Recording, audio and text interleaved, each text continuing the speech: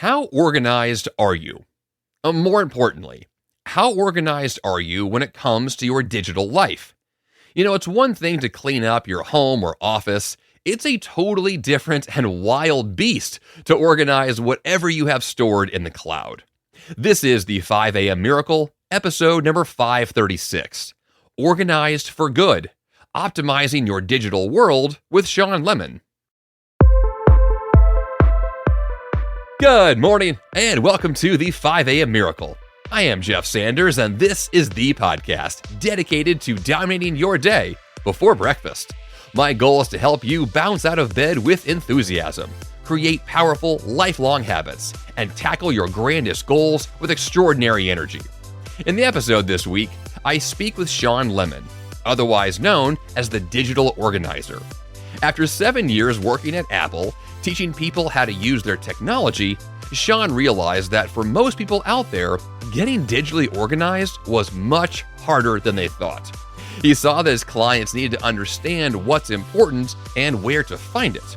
So in our conversation, Shawn and I discuss how to address enormous messes you may have in your digital platforms, why starting with a blank slate may be your best option, and which productivity tools today are the best for getting and staying organized for good.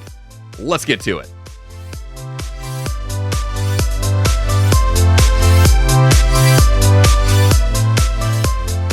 And I'm back here in the 5 a.m. Miracle Studios with my guest, Shawn Lemon. Shawn, welcome to the show. Thank you. I'm excited to hang with you today.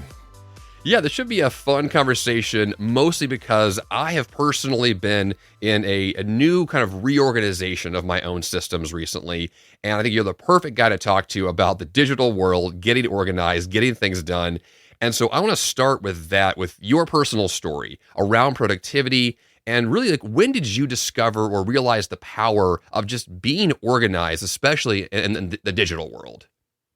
Yeah, so I worked at the Apple Store for 7 years and I taught people how to use their Apple products. And so they would buy something new, have all of their data transferred onto this new computer, and then sign up for lessons to learn how to use it. And they'd show up in a stool next to me and say, okay, what do I do with this? And feel totally overwhelmed by the mess that was on there and trying to learn how to use something while being in the midst of a giant mess is really difficult for a lot of people.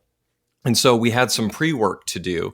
And sometimes we still really wouldn't be able to make all that much progress in an hour session at the Apple Store when they're not going to see me next time. This is a bigger problem. And I ended up starting to do it on the side, and it developed into a business where I was helping people get organized and teach them how to stay organized going forward. Yeah, I know that experience. I actually worked at the Apple Store myself years ago. I was selling the computers, not doing the tech work there. But I love, I mean, that Apple environment is a very specific one, but I think it's a really good example because there's people that walk into that store all the time who they don't have a system. They don't know how to use the computer well. And computers by themselves are extraordinarily complex, right? There's a lot of potential, and the cloud, and using the internet is infinite. So we have so much potential to get ourselves just, overwhelmed with everything. I know I'm in that space every day. And so I guess from that perspective, let's take like the bigger picture angle here. If someone's approaching a computer, they're approaching the cloud systems, like how do we kind of conceptualize what being organized looks like in the digital world? Well, I think the thing that you have to realize is it's all about what you're trying to do, not the potential of the product that you've got. And that's where I think a lot of people go wrong, and they experience a massive amount of shame of not knowing how everything works, and they're not taking full advantage of everything that this technology can do. It's not about what the technology can do, because it's, like you said, infinite. There's so many different things that you can learn and spend time in.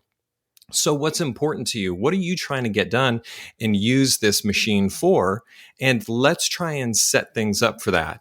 Are you communicating? Are you creating? And are you browsing and using it for entertainment? Well, let's focus on those three things.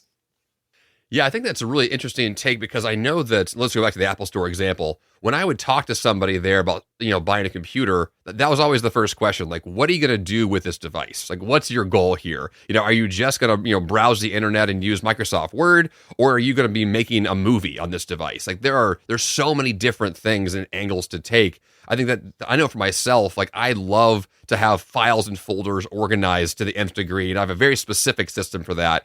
But it wasn't natural for me. I had to like build this over many decades now to refine that system. But I only did so because I saw the desperate need because I myself was drowning in my own stuff. And so like, how does someone who is there, like you're drowning in noise, what do you do to begin that process to kind of untangle the mess? Oh yeah, that's awesome. So what we want to do is kind of detach from the current mess. And let's think blank slate.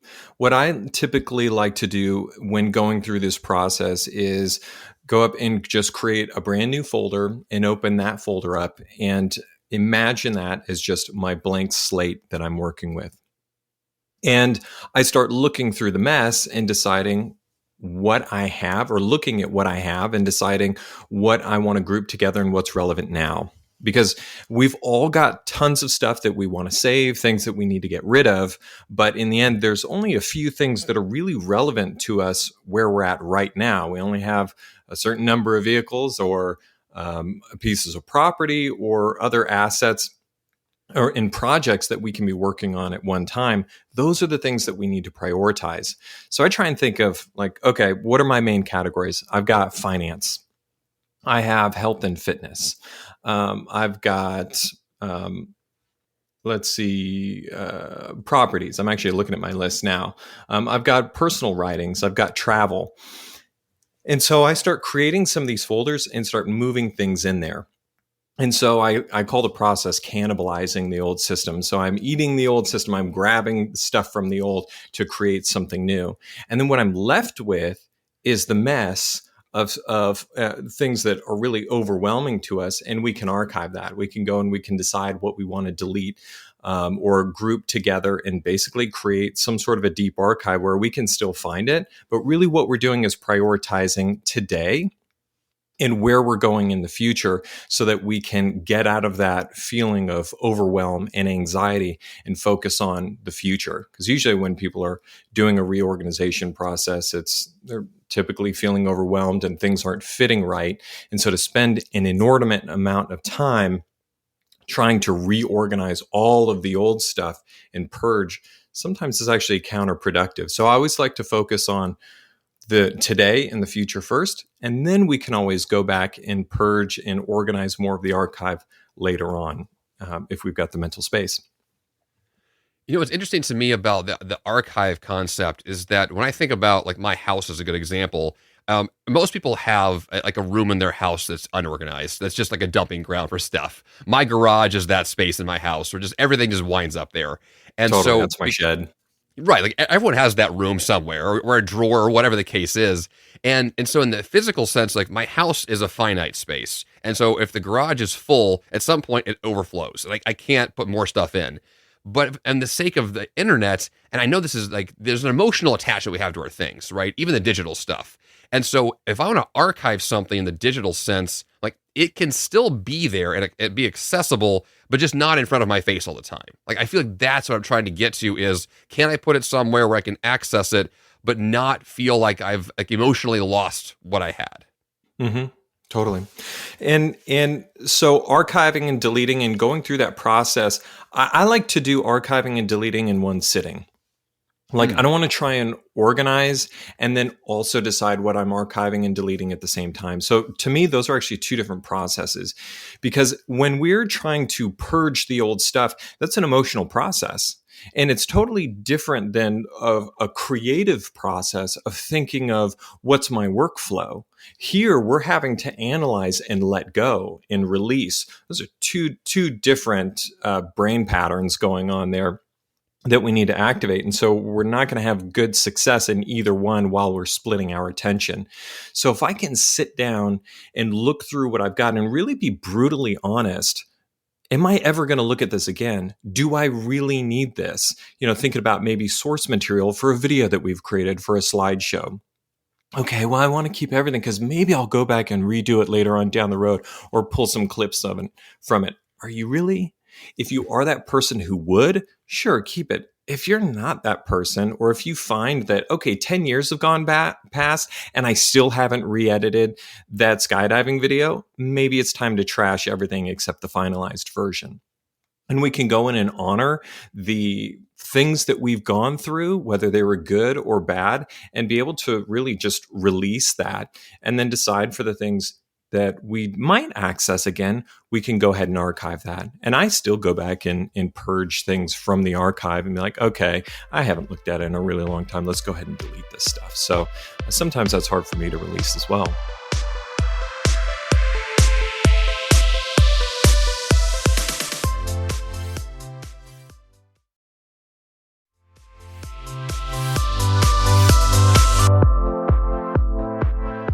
Yeah, I think it's interesting in terms of the time frame there, because I've heard before that, like with physical stuff, if I haven't used this item in the last 3 years, let's say, then I can probably get rid of it. That's fine. But the digital world, I feel like it moves a lot faster. And so I could keep things forever, and I have this tendency to want to do so.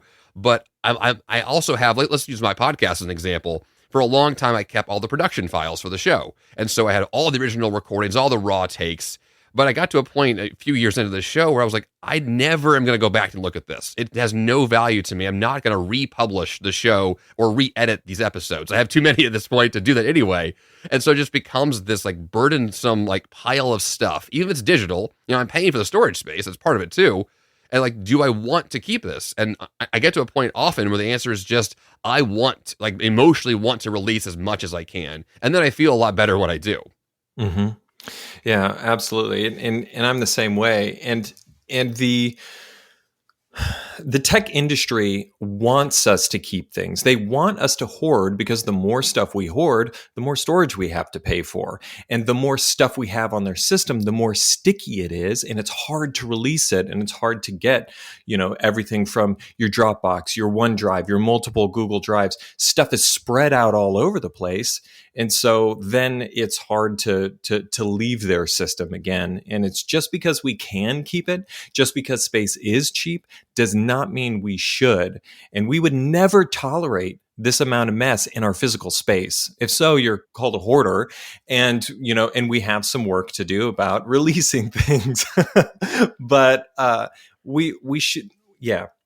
That actually makes me think of this little exercise that I often try and get people to go through, which is think of your digital space and imagine you wave a wand and it transforms from a digital space to a physical one. What does that look like? And almost everyone, their face just looks horrified. Just like, yeah, it's pretty bad. We're staring at these screens how many hours a day? 8 hours, 10 hours, 14 hours a day, depending on like how much you're checking out on these as well. This is the space that we live in. This is the mental space that we live in. Like we need to kind of clear it out. I mean, from that perspective, I took a strategy years ago where my digital desktop on my computer, I treat the same as my physical desktop, in which I want to have like the inbox zero concept. So once I'm done with a file, I put it away. I delete it or I store it for later. But my digital desktop, my computer, both my computers are completely empty unless I'm using a file. I know that tends to be a more rare perspective because I've seen a lot of desktops digitally that are just a pile of junk. I mean, this just, to your point about if that was a physical space, I would be exhausted by how much nonsense is there. And how do we get to a point where we can acknowledge that, like, we're causing our own problems here and there are solutions available? Yeah, and some of that's just slowing down and coming up with a good system. Most people who have a really messy desktop like that, that's not the way they really want it to be. And they've tried creating systems before, but it hasn't worked for them. And then they couldn't find what they were looking for. And so then things just pile up on the desktop again because they can look for it. And then really what they're doing is organizing geographically. And so they know where the space is. So they're trying to actually create a physical space on their desktop to be able to find things, because looking at stuff in a list doesn't quite compute like it might for you, or at least you've exercised that muscle enough to be able to find them.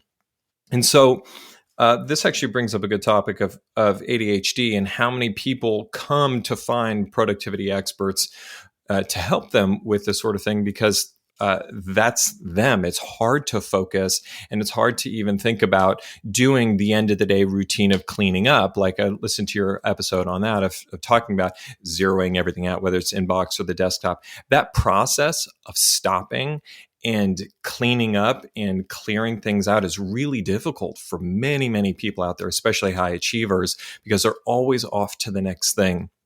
It's agonizing to clean up. And so what we need to do is what you need to do, listener, as an ADHD person or someone who is having a hard time with working in a digital space, is we need to think about this as a sprint. And I'm going to give you a guide. So you can go to thedigitalorganizer.com/5am, and I'll give you an organization guide that'll kind of take you through the process of organizing. And so you want to create a good framework, get all of that stuff in there, and we have to change some critical preferences, like your browser. Instead of just downloading to your downloads folder, we want to have it ask us where our files need to be downloaded. That way, once we have the right framework and we have a space to put that file, we can name it and save it in the right spot in the first place, so we don't have to clean up later.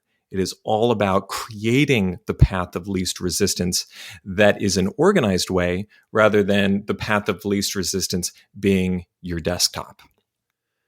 I think it's interesting from that perspective. The downloads folder is a good example of one, because I have a program on my computer that basically allows me to take whatever's in the downloads folder and automatically will transfer it to my desktop. And so if anything does land in the downloads folder, it doesn't stay there for more than like 2 seconds, and it moves. So I'm forced to address it because it lands on the desktop, and I know that I'm going to organize that space. Anything that lands there, I will absolutely take care of it in the same way that I do inbox zero with my email. Like, I'm going to process this stuff every 24 hours at the very latest. And the whole idea of cleanup is funny too, because I've got 2 young girls at home, and we teach them all the time, like, we're going to play with the toys and then clean them up. And so before we go to bed, we're going to do a cleanup, and then tomorrow we can just make a mess again. But it's the same thing as adults, like with businesses and lives. Like, we don't take the time usually to be that intentional with the cleanup, but that's there's so much value there. Like, I see so much potential for organization just from that one strategy. It's really powerful. It really is. And it's what I think what you're talking about is tidying up. Yeah. And I think people can do that, but it's like when they're in the mess, and look at that person's desktop, and it's got, hundreds of files on it, and their mail icon says, 10,000 plus, and, stuff like that. That's so far out of control. This isn't tidying up anymore. Right. We need an architect to come in and kind of reimagine how this needs to go, and kind of plow it down and rebuild and teach you in the meantime. And,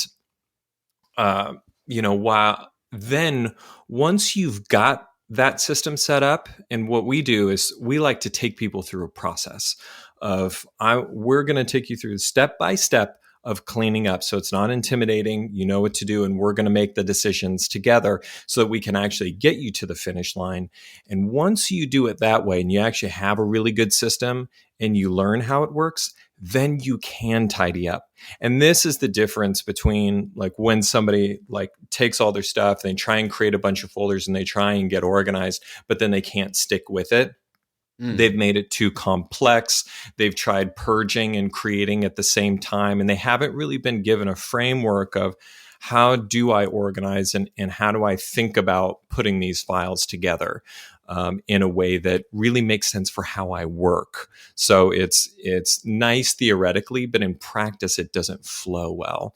And so that's what we're really trying to help people figure out is, all right, let's take the approach of how are you going to find this? What are the things that you do often together in one sitting? And let's think about organizing that way.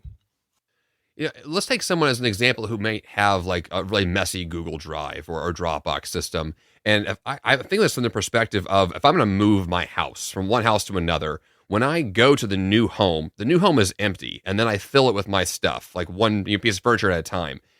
Would you take someone digitally in that same way of saying, like, here's a new, like, brand new Google Drive account, and we're going to move your stuff over almost like one folder at a time, one document at a time? Like, is there a need for that kind of methodical, like, rebuilding almost? Or is it more of taking what's there and just kind of reorganizing your space? It works best when we're creating a new environment and we move stuff into the new spot. And that it doesn't mean that we have to create a whole new account. That's usually the wrong idea, is creating a new account. What we need to do is take the mess, put it into a folder called mess to sort or something, and then we create a new folder structure that makes sense for like how we're thinking about our lives now, and what we've got of what's relevant.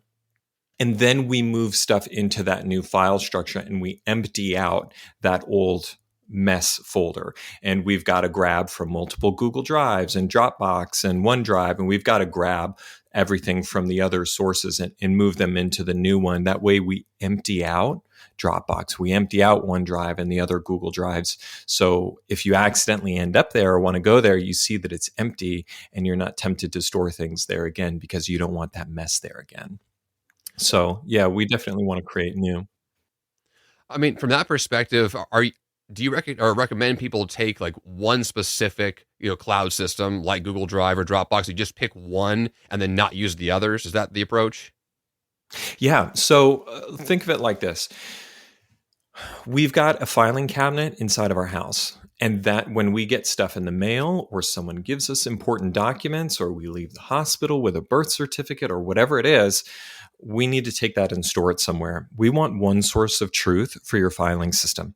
That doesn't mean that we don't have OneDrive or Dropbox or a cloud app or whatever other accounts exist. It means that we can interact with people through those like a mailbox. I'm going to take this, like my taxes are in my Google Drive. But when I need to submit that paperwork to my accountants, well, they use some system called ShareFile. Well, I copy the files that are in my Google Drive and I give them copies of it. And I put that in ShareFile like I do my mailbox. And so when they deliver something to me, they put it in ShareFile and I download it and I put it in my Google Drive because that's where I live. I'm not going to have a whole bunch of different organizational systems in Dropbox and all the different Google Drives. And that's the most common mistake that people make is trying to organize in 30 different locations. Yeah, yeah. I mean, I was there before. I think over time, I've really consolidated in a lot of ways. And it really is incredible how much more clarifying that process is. We can see everything in one place. I feel like when that happens, that's when you see the problem spots so quickly and can solve them a lot faster. But if they're too spread out, it's almost like it's just there's too many places to look and you just almost give up the process. Totally. And for people who have attention issues, then when they go to all of these different spots, they get exposed to other files and to other problems and other ideas and whatever. And so then they lose focus and then productivity goes out the window and then you're trying to get back on track again.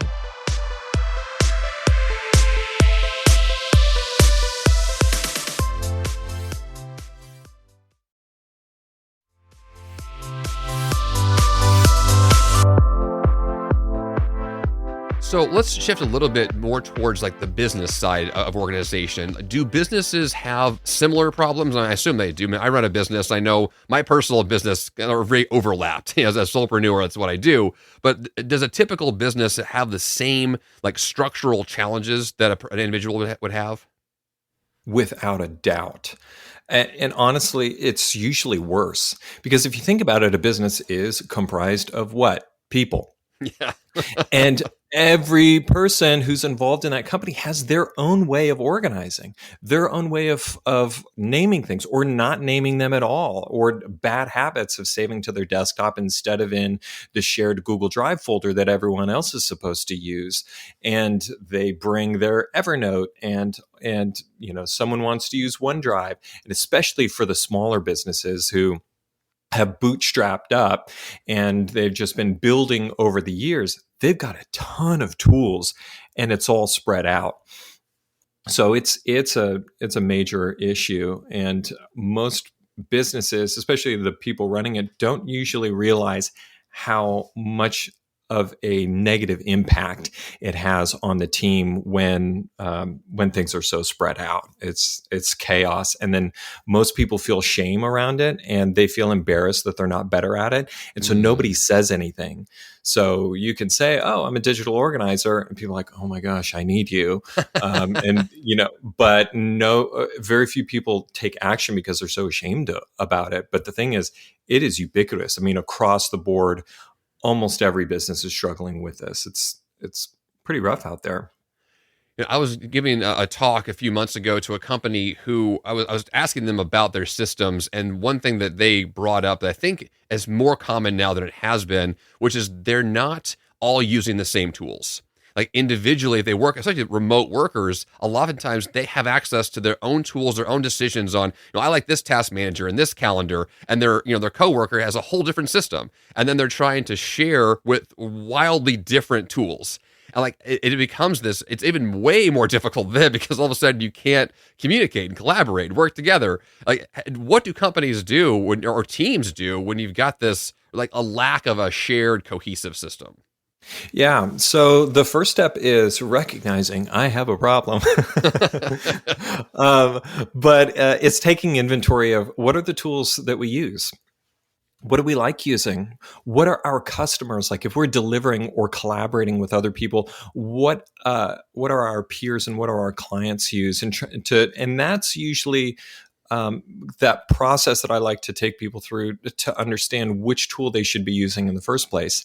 And then we need to consolidate everything there. And that usually means a data migration, which can be tricky depending on the situation. So sometimes you want to look for help for that. But yeah, you pull everything together and in one location and you train. And so we love Google Workspace or the Microsoft Suite just because it's got great email contacts, calendars, files, and everything. And from there, you can really create a system from all those other tools. Yeah, I was going to ask about tools specifically in terms of, like, do you have your go-to systems that tend to work best for most people if they want to, make a switch today and get organized? Like, are there some of the best players out there? Mm-hmm. So Google is our favorite. That's the majority of the time we're migrating people into Google because the younger generation, they grew up on this. Their school used it. Everybody's got a Google account. They're familiar with Google Drive. And while they may not like certain aspects about Google Drive, that's a quick training thing of how sharing works and understanding which folders. You clear that up, and then Google Drive is amazing. And the collaboration, live collaboration is so good. Yeah, we love pulling in Google Drive. That's our favorite primary core system is Google Workspace. And then we like 1Password for passwords and Asana or ClickUp for project management. Excellent. Yeah, those are great tools there. I've used basically all of those in the past. My other question that I definitely want to ask you about is email, because I feel like there's an overlap here, but email is almost a whole separate beast to organize. I know that the way that I've approached it for years is unique in the sense that I'm definitely committed to inbox zero, even though most people are not. And I don't have a crazy folder system like I used to have. I basically process something, I drop it into a folder that I call complete, and then I ignore it forever. And it's basically this process of I take care of it, I put it away, I move on. And like, is there a best approach in the digital sense of we have all these messages coming in where we want to process what matters, but not be, distracted by all the other noise that exists there? Yeah, I'm with you. Less is better. I used to have an intricate folder structure.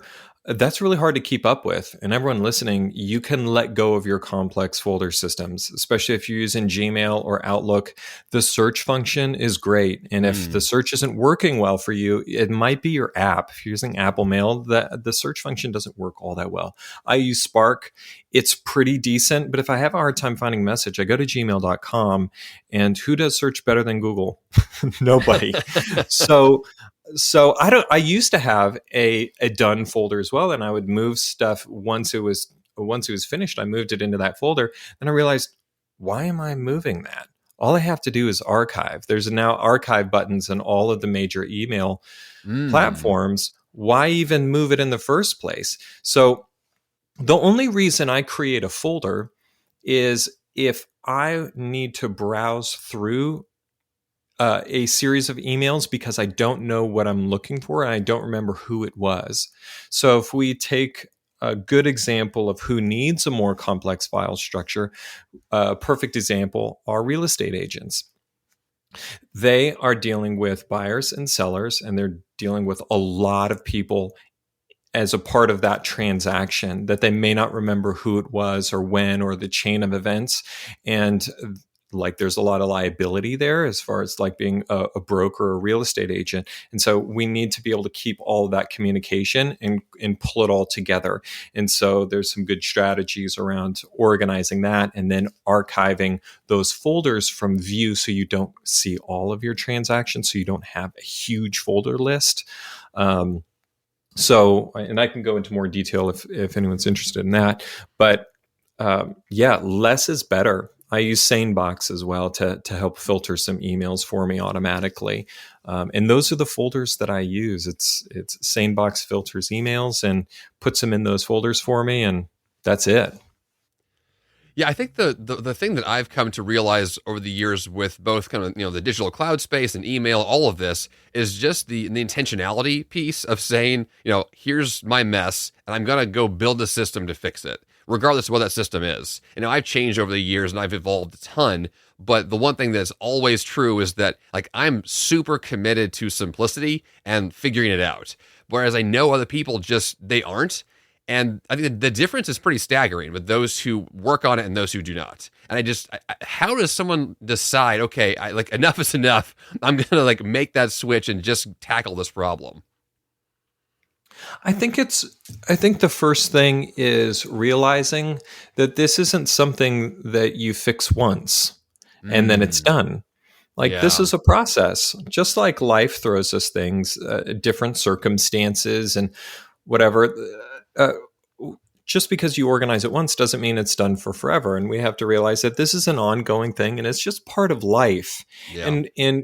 And coming to terms with that I'm going to have to organize this every once in a while, and it's not fixed. Then that kind of helps to change the mindset around it a little bit of like, okay, it's time for me to do some cleanup, and we may need to schedule some time with a VA or with a friend to say, hey, I need to do some cleanup, and I don't like doing this. Can we kind of have a coffee date together and sit down for an afternoon and just do some clearing out, and we can kind of brainstorm together. Or of course you could hire somebody to help you out with this sort of thing.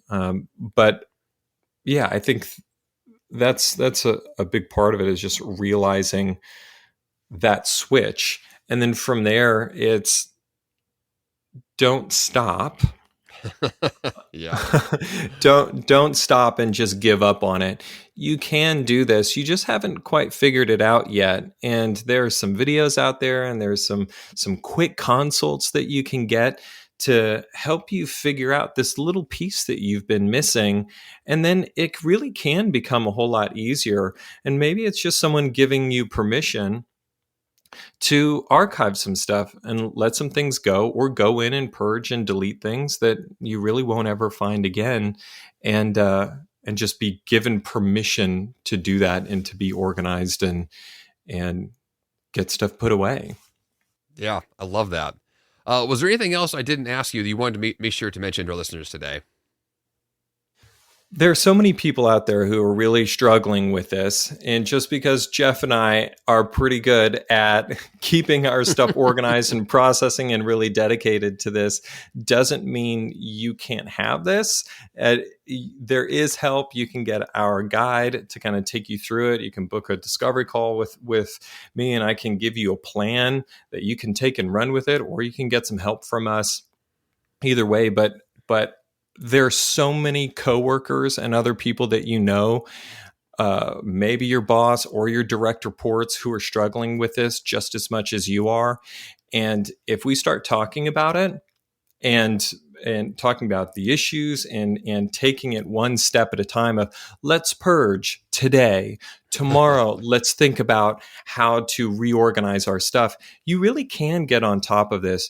You just maybe can't do it all at once and in one sitting. So we kind of need to take a bite-sized approach. In my guide, that if you go to that link that's in the show notes, it'll take you through that process by process, and you can spend one day a week doing each part of the process, and you can get to the other side of this.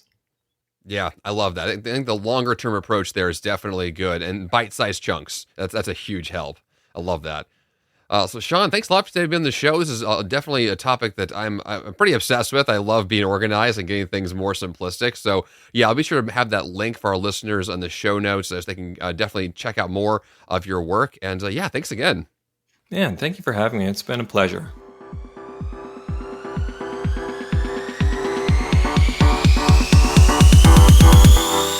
And for the action step this week, organize your digital world.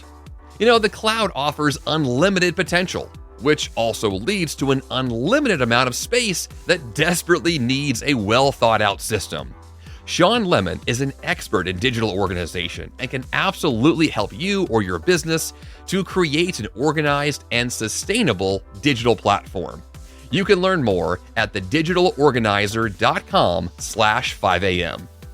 Of course, subscribe to this podcast in your favorite podcast app, or become a VIP member of the 5am Miracle community by getting the premium ad-free version with exclusive bonus episodes at 5ammiraclepremium.com. That's all I've got for you here on the 5am Miracle podcast this week. Until next time, you have the power to change your life, and the fun begins bright and early.